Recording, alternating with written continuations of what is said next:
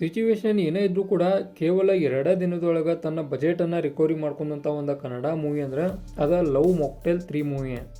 ಈ ಒಂದು movie Dhurandhar release ಆದ ದಿವಸನ ರಿಲೀಸ್ ಆಗಿತ್ತು, ಅಂದರೆ ದುರಂಧರ್ 2 ಮೂವಿ ರಿಲೀಸ್ ಆದ ದಿವಸನ ರಿಲೀಸ್ ಆಗಿತ್ತು.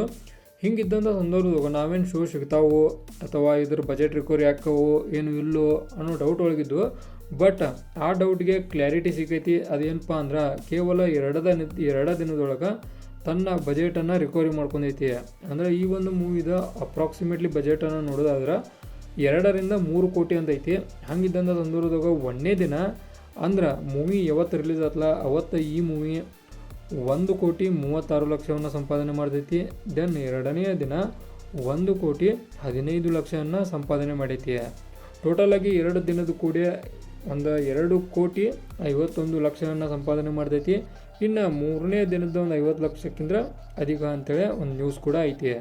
ಅಂದ್ರೆ 3 ಕೋಟಿಯನ್ನು ಒಂದು 3 ದಿನದ ಕವರ್ ಮಾಡ್ಕೊಂಡೈತಿ. ಇದರ ಅರ್ಥ ತಿಳ್ಕೊರಿ, ಒಂದು ಕನ್ನಡ ಮೂವಿಗೆ ಎಷ್ಟು ವ್ಯಾಲ್ಯೂ ಐತಿ. ಅಂದ್ರೆ ದುರಂಧರ್ ಅಂತ ಮೂವಿ ರಿಲೀಸ್ ಆದರೂ ಕೂಡ ಯಾವುದೇ ರೀತಿಯಾದ ಎಫೆಕ್ಟ್ ಈ ಮೂವಿಗೆ ಬಿದ್ದಿಲ್ಲ. ಈಗ ಕ್ರೇಜ್ ಕೂಡ ಹೆಚ್ಚಾಗೈತಿ ಈ ಮೂವಿದ. ಒಂದು ಕರ್ನಾಟಕದೊಳಗೆ ಎಲ್ಲ ಅಮೌಂಟ್ ಬಂದಿದ್ದ ನಮ್ಮ ಕನ್ನಡ ಲ್ಯಾಂಗ್ವೇಜ್ ಅಂತರನ ಅಂತ ಹೇಳ್ಬೋದು. ಅಂದರೆ ಟೋಟಲ್ ಏನು ಅಮೌಂಟ್ ಐತಲ್ಲ ಅದ್ರೊಳಗೆ ಕನ್ನಡ ಒಂದು ಆಡಿಯನ್ಸ್ ಅಂತರನ ಹೆಚ್ಚು ಅಮೌಂಟ್ ಈ ಮೂವಿಗೆ ಬಂದೈತಿ. ಇನ್ನು ಈ ಮೂವಿಗೆ ಒಂದು ಸಕ್ಸಸ್ ಸಿಗೋ ಕಾರಣ ಏನಂದ್ರೆ ಪ್ರೀವಿಯಸ್ ಮೂವಿಗಳು ಕೂಡ ಅಂತ ಹೇಳ್ಬೋದು. ಅಂದ್ರೆ ಈ ಒಂದು ಲವ್ ಮಾಕ್ಟೇಲ್ 1 ಇತ್ತಲ್ಲ, ಆನಂತರ ಲವ್ ಮಾಕ್ಟೇಲ್ 2 ಇವೆರಡೂ ಒಂದು ಬೇಸನ್ನು ಕ್ರಿಯೇಟ್ ಮಾಡಿ ಹೋಗಿದ್ದು. ಅದ ಕಾರಣಕ್ಕೆ ಅದ ಕ್ರೇಜನ್ನು ಇಟ್ಕೊಂಡು ಲವ್ ಮಾಕ್ಟೇಲ್ 3 ಕೂಡ ಒಂದು ಬಾಕ್ಸ್ ಆಫೀಸ್ ಒಳಗೆ ಭಾಳಷ್ಟು ರೆಕಾರ್ಡನ್ನು ಮಾಡ್ತಾವೆ. ಅಂದ್ರೆ ರಿವಾರ್ಡ್ ಆಗದೇ ಇದ್ದರೂ ಕೂಡ ಒಂದು ಸುಟೇಬಲ್ ಒಂದು ಅಮೌಂಟನ್ನು ಕಲೆಕ್ಟ್ ಮಾಡ್ತಾವೆ ಅಂತೇಳಿ ನನಗೆ ಪರ್ಸ್ನಲಾಗಿ ಅನಿಸೈತಿ.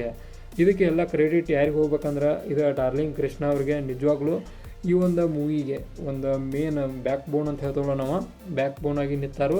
ಅದು ಕೂಡ ಭಾಳಷ್ಟು ಇಂಟ್ರೆಸ್ಟಿಂಗ್ ಫ್ಯಾಕ್ಟ್ ಅಂತೇಳಿ ನನಗನಿಸ್ತು. ಇನ್ನು ಬರುವಂಥ ದಿನದಾಗ ಇದೇನು ಅಮೌಂಟ್ ಇಲ್ಲ ಇದು ಹೆಚ್ಚನ ಹಾಕೊಂತ ಹೋಗೈತಿ ಅಂತೇಳಿ ನನಗನ್ಸೈತಿ. ಅಂದ್ರೆ ನಾವು ಶೋಗಳಿಗೆ ಕಂಪೇರ್ ಮಾಡಿದ್ರೆ ಮೊದಲು ಏನು ಶೋಗಳು ಸಿಕ್ಕಿದ್ದಿಲ್ಲ ಅದಕ್ಕಿಂತ ಅಷ್ಟು ಅಥವಾ ಅದಕ್ಕಿಂತ ಹೆಚ್ಚಿನ ಶೋಗಳು ಸಿಗತ್ತವು.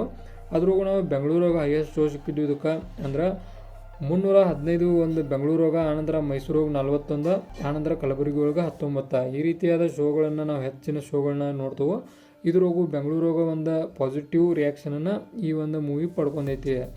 ಆನಂತರ ನಮ್ಮ ಬೆಳಗಾವಿ ಆಗಲಿ, ಬೆಳಗಾವಿ ಒಳಗೆ 11, ದೆನ್ ಮಣಿಪಾಲ್ ಒಳಗೆ 1, ಹೈದರಾಬಾದ್ ಒಳಗೆ 2, ಅಂದ್ರೆ ಬೇರೆ ಇದ್ರೂ ಕೂಡ ಒಂದೊಂದು ಸೀಟುಗಳನ್ನ ನಾವು ಶೋಗಳನ್ನ ನೋಡ್ತೇವೆ. ಅಂದ್ರೆ ಓವರಾಲ್ ಆಗಿ ನಾವು ನೋಡೋದಾದ್ರೆ ಇದಕ್ಕೆ ಅಮೌಂಟ್ ಎಲ್ಲಿಂದ ಬಂದಿದೆ ಅಂದ್ರೆ ಅದು ಕನ್ನಡ ಇಂಡಸ್ಟ್ರಿಯಿಂದನೇ ಬಂದೈತಿ.